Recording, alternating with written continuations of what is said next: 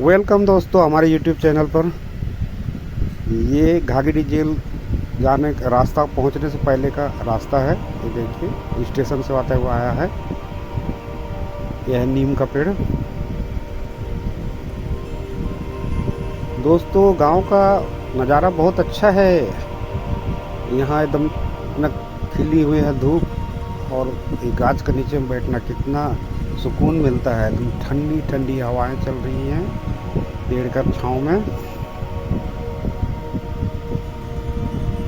गर्मी का एहसास ही नहीं होता है पेड़ के नीचे बैठने पर। ये नीम का पेड़ है, नीम का पेड़ है।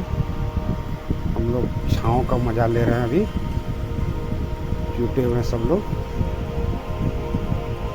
तो ये पौधा जो दिख रहा है ना, इसमें पैरिया होने पर, दांतों पर, मसूड़ों पर दातुन किया जाता है। इसके दातुन से पैरिया ख़त्म हो जाता है, दांत का रोग, पेट का रोग।